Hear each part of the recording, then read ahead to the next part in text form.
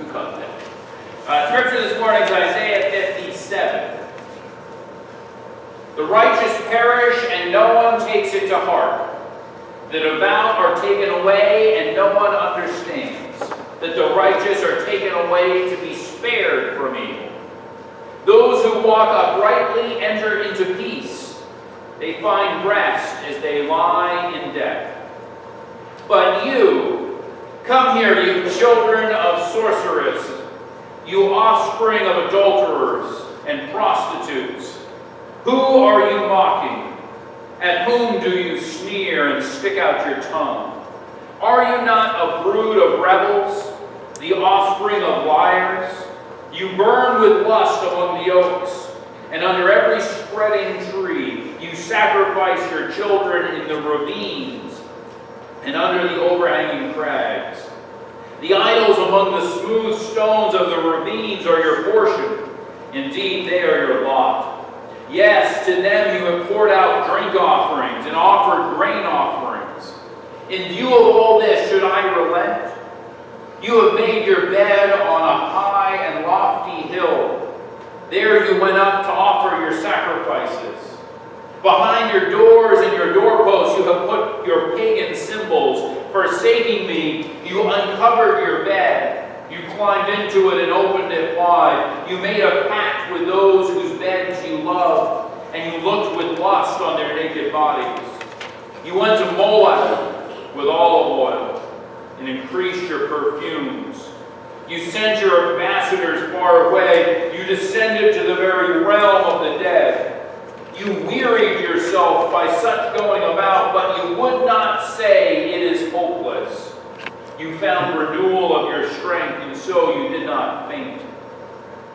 Whom have you so dreaded and feared that you have not been true to me, and neither remembered me, nor taken this to heart?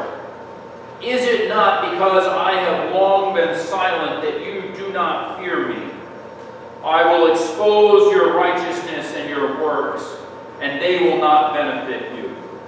When you cry for help, let your collection of idols save you. The wind will carry all of them off. A mere breath will blow them away. But whoever takes refuge in me will inherit the land and possess my holy mountain.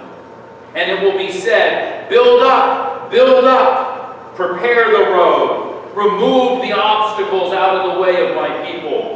For this is the high and exalted, what the high and exalted one says, he who lives forever, whose name is holy. I live in a high and holy place, but also with the one who is contrite and lowly in spirit, to revive the spirit of the lowly and to revive the heart of the contrite. I will not accuse them forever, nor will I always be angry. For then they would faint away because of me, the very people I have created. I was enraged by their sinful greed. I punished them and hid my face in anger. Yet they kept on it in their willful ways. I have seen their ways, but I will heal them. I will guide them and restore comfort to Israel's mourners, creating praise on their lips. Peace, peace to those far and near, says the Lord, and I will heal them. But the wicked are like the tossing sea which cannot rest, whose waves cast up mire and mud. There is no peace, says my God, for the wicked. Amen. And Lord, bless the reading of his word and guide my mouth that I speak the message that I prepared, that it be his message, not my message. That his will might be done, not mine. That he might receive glory and honor, not I. And all those with ears might hear the words of the Lord. Amen. My sermon this morning is entitled Child's Play. This chapter is from what we call the book of 2nd Isaiah. It's the second half of Isaiah. There's a little scholarly debate as to whether or not it's written by the guy who wrote the first one, or by his son, or his daughter, or somebody else who just was a disciple of his. We don't exactly know. But when you read the book of Isaiah, you can see a clear shift between chapter 39 and chapter 40. Up until chapter 40, you have this mix of the prophecy of what God's telling the prophet to say, and what the prophet's doing, and what he experiences, and so he uses some different language and talks about it in a different way. You ever see one of those movies that you're watching the movie and you can tell you're seeing it through the eyes of somebody, right? With one camera looking around and doing this, and then a little bit later in the movie it changes and you start to see the person that you were seeing through the eyes of, and such. That's sort of the shift that you see in between 2nd Isaiah and 1st Isaiah. The other thing that's interesting about 2nd Isaiah, the last 26 chapters of Isaiah, is that it's this lovely, it's this long sermon, and it's this lovely picture of what God wants to see happen. It's being given to people who are going into exile or in exile, or being punished for their sins. For 70 years, they're in Babylon. And so this prophecy that we read this morning is a piece of that. And at this point, the people are still in the midst of their punishment. And God sends this message to them that we read this morning. And there's a couple of things that we see, and one of them is this very first part he talks about. I want to read it again. The righteous perish and no one takes it to heart. The devout are taken away and no one understands. And then he explains it. He says, the righteous are taken away to be spared from evil. Those who walk uprightly enter into peace. They find rest as they lie dead in death. It says there are these people who are righteous and they're dying, and people are getting the wrong message about it. It isn't that they're being punished, it's that they're being relieved. That they don't have to suffer. Like I said, if this is written at the beginning of the 70 years, you ever say to yourself, boy, am I so glad so-and-so didn't live to see this. Well, they're glad that they didn't live to see this too. Right? Or so-and-so would be rolling over in their grave if they... we tend to look at, when God kills somebody, that must be really mad at him. Well, no. Sometimes it's a relief. If they're righteous, it's a relief. I know preachers who used to ask the question, if you died tonight, where would you go? I like to ask the question, if you died tonight, how would you feel? Well, I wouldn't feel anything. I'd be dead. Would you be okay with your life if tonight was the last night you had? I mean, there's things I'd like to do. There's things I'd like to see. I can't wait until my children can support me in the manner that I've become accustomed to. I'm looking forward to that. But if that were what God chose, would it be okay? There's a story about a pastor who was preaching, and he said, how many people want to go to heaven? And everybody in the congregation puts their hand up except for one sweet little old lady in the back. And so I thought that was a little weird. So he keeps on preaching and comes around to it again and says, how many of you want to go to heaven? And everybody puts their hand up, yeah, me. And this one lady, sister, you've walked with the Lord a long time. Why aren't you putting your hand up? She said, I thought you were organizing a trip.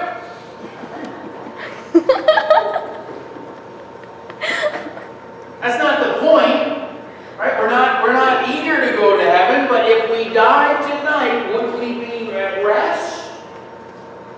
Or would we be all anxious about all the stuff we haven't gotten done? One of the joys I have being a pastor and going to visit somebody who knows they're about to die. They're all going to die, we just don't know, but sometimes people know. And I ask them, are you worried about anything?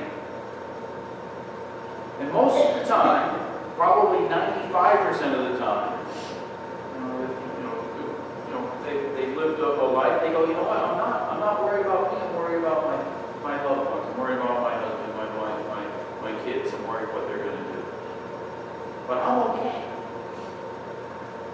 looking forward to the break. I'm looking forward to the rest. One of the ways to evaluate how we're living is to ask ourselves that question. And look at what it says. So it says in verse 2, they find rest as they lie in death. Compare that to verse 10. You wearied yourself by such going about. These people chasing after the idols, these people chasing after the things the world says are important, they're weary, but they won't give up. They're chasing after all this stuff. They're going from this place to that place, and I got to get this thing done, and I got to do this thing and that thing. And they won't give up. It says that they keep going, they keep trying, and they think that's a virtue. What did the psalm say? The Lord gives rest. That's why Sabbath is such a controversial idea.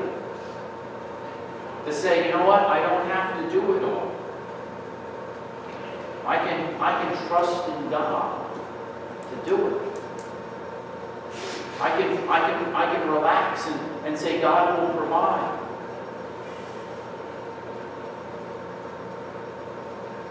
Those who walk uprightly enter into peace.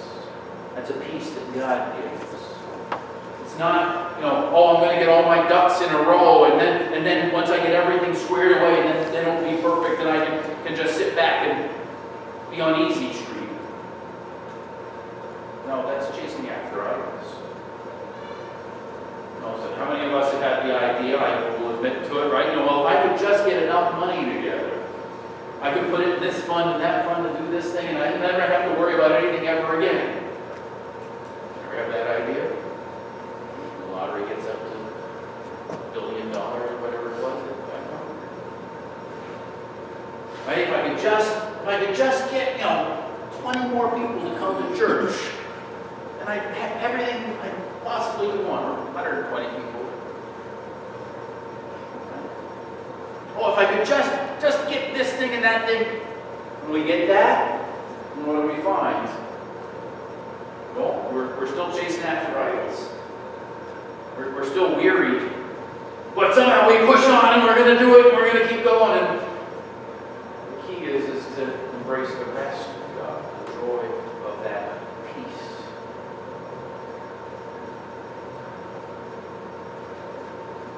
The prophet continues on in verse 3. He says, "But you, come here, you children of sorceress, you offspring of adulterers and prostitutes." That's a strong language. Sunday morning, church. It's an interesting thing about whose children we are. This is a concept that goes, well, even now. I've been whistling this morning. Children of the Heavenly Father.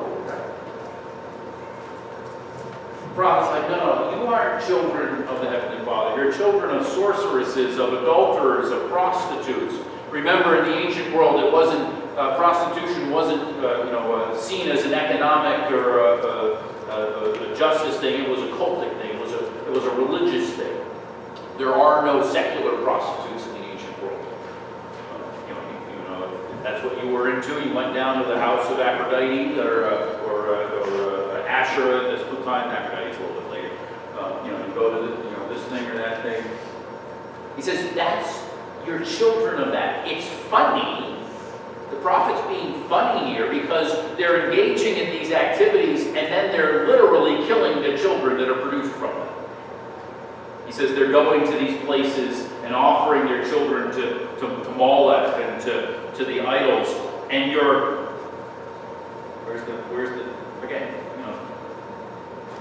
he's funny about stuff that we would say, well, I don't think that's very nice to make good of.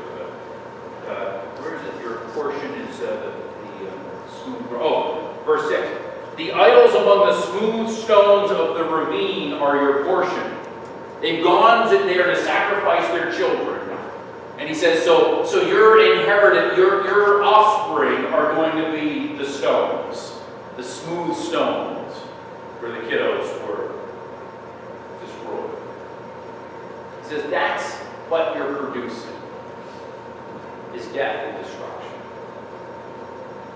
That's the consequence that you have.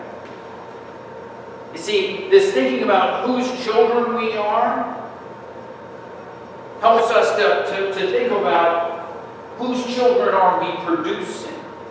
And it helps us to think about it not just offspring, in a biological sense, but in a spiritual sense, in a moral sense, in a consequential sense. And the interesting thing is that we are all living out consequences that somebody else put on us.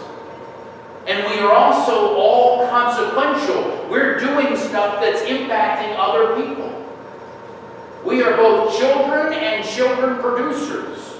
You go, well, Pastor Abe, I don't have any kids. Well, that's fine. But you exist in this world, right? Well, then you have offspring that you produce. I mean, these people have consequences that they just decided to destroy because they're chasing after something.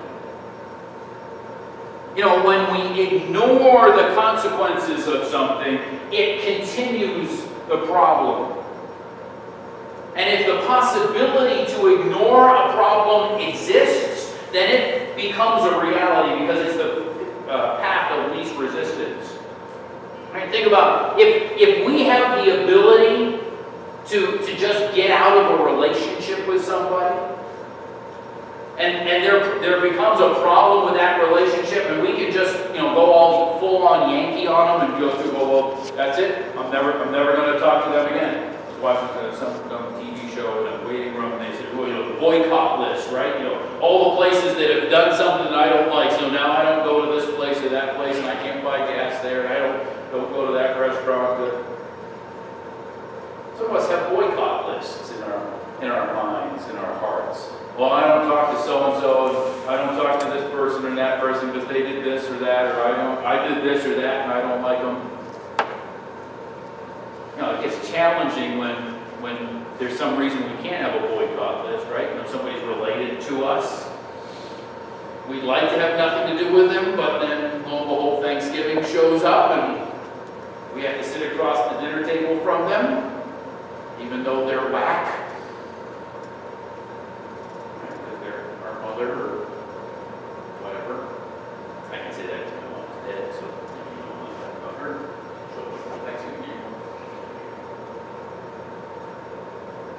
Right, if we can, we'll ignore problems that we have. Because if we have a relationship problem with somebody else, we own some of it.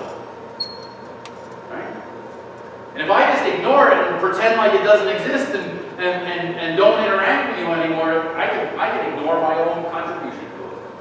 Or maybe I don't have anything to do with it, it's all on you, but I have some responsibility to address it. Now, I don't have to acknowledge that responsibility if I can pretend like you don't exist. I mean, that's what our society does, right? Somebody has a problem, and what do? Well, we try and talk to them nicely. They keep on persisting. We try and get somebody else to, some social services or something involved, and that doesn't work. And eventually, what do? We call somebody with a gun to lock them up and throw away the key. Well, we don't start there. Right? Lock them up for a little while, they don't learn. Lock them up again, don't learn. What do you call them? Frequent flyers, right? Get a punch card, like 10 stays free or something, I don't know. Well, that's just our society saying, hey, I don't want to address any of the issues, so I'm just going to ship you off someplace where I can't even see you from the highway and, call it done. We're beginning to see that, if you do that a generation back, you have all sorts of problems in this generation. And everybody's dad is in prison. The kids growing up, all the kids go to prison, and everybody just keeps getting worse and worse. When you ignore a problem, it doesn't fix it. There are all sorts of ways to ignore it. And if there's a a possibility to ignore it, then that's what happens. One of the things in the foster system that people don't like to talk about is the rate of failed adoptions in Vermont and everywhere, right? Because adoption's hard work. And so, people get to a certain point and they're like, you know what, I'd like to just give this kiddo back. I was talking to one DCF worker, and she said, the two types of people who don't give kids back when there are problems are Christian couples and lesbian couples. I mentioned this to one of my pastors, and they said, well, I know some pretty committed lesbians, so that makes sense. But if the possibility exists to just sort of say, you know what, I don't want to deal with this problem anymore, done. Where do I sign on the piece of paper? Well, too often that becomes the reality. That's how it is with churches too, right? Cavendish. I always think, again, when I talk to other pastors and we talk about churches and town size and stuff, and I say, yep, Cavendish is 1,374 people and 5 churches. And they go, what? Most towns of our size had 2 churches. The one that you go to and the one that you used to go to. Church problems, there's a problem, well, I'll just go someplace else and I can ignore it. Yeah. Pastors are great at that, right? There's a whole big denominational system that if you have a problem in your church, you just, send out a little bubble-filled thing and they send your name to 50 different churches. There's a pastoral shortage. You can go anywhere.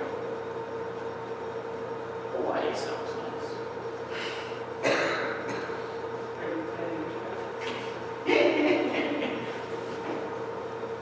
If the possibility to ignore it is there, then that's what we'll choose. Because it's easy.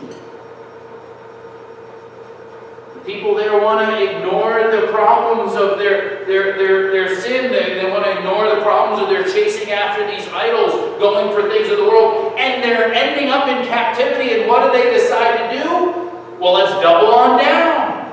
Let's not only worship the gods out there, but we'll stick their little, their little images behind our doors and in our houses and all this sort of stuff. Because, well, it hasn't worked yet, but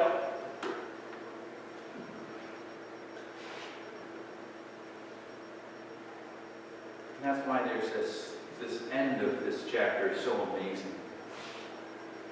Because there's all this problems, all these things that are going on, all this horribleness.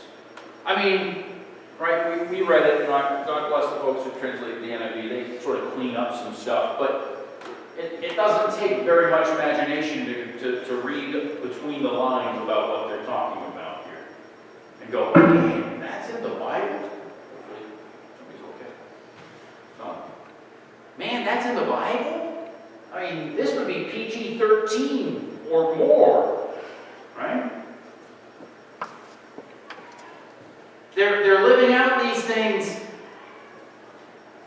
and it's just getting worse and worse and worse, and what they're doing is just more and more and more. And then there's something amazing that God says. In verse 18 he says this, I have seen their ways, but I will heal them. God knows what we're doing, but he promises to heal them.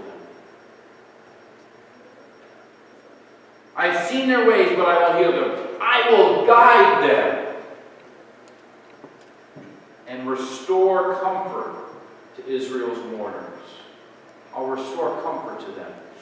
They're mourning over what they've lost and how they're living. They're mourning over all the problems in their lives. And God says, I will restore comfort to them.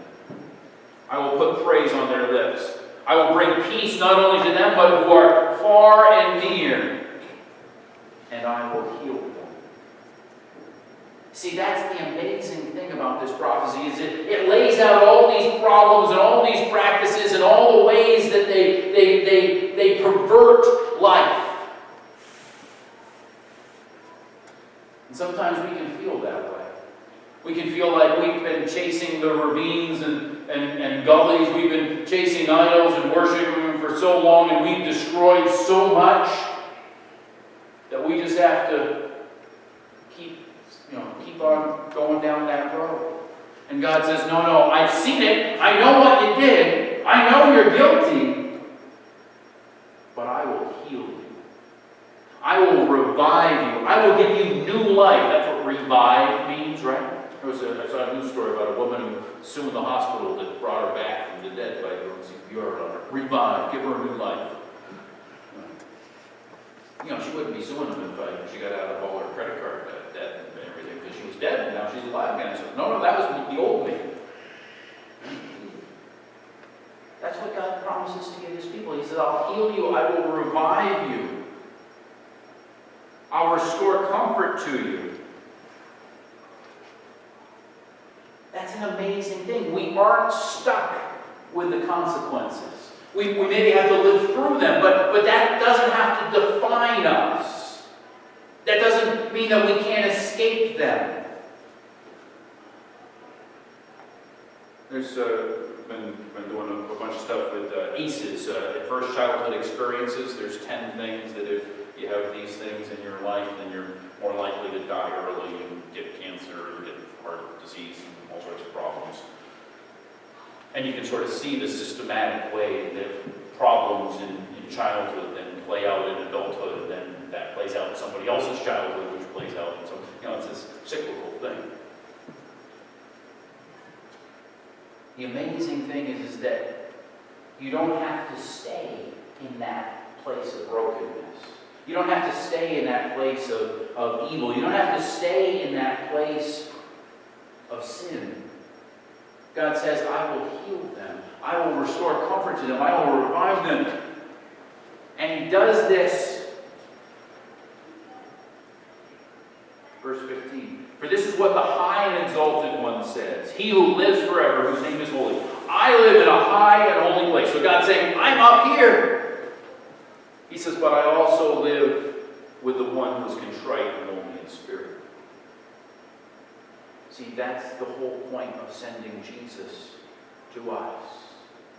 Is God living amongst us low on the totem pole, in the weeds, in mean estate, as one of the Christmas carols says. What child is this which lies in such mean estate? God says, the way that I'm going to help you is I'm going to come and live amongst you in as lowly, even though I'm up here. And he dies. You see, this is the amazing thing. Is that Jesus' death, because Jesus is righteous, right? As Homer Simpson, my favorite theologian, says, reading the Bible, he says, man, everybody in here has done something wrong, except for this guy. Right? Jesus is righteous. And so he dies a death of peace, of release, of going back to heaven where he had been. And his death brings peace for us as well. For we see something that God is doing in other people's lives, in Jesus' life, in other people's lives, and can do in our life as well. He did it in the life of the people of Israel that Isaiah is preaching to. He's done it in the life of the church.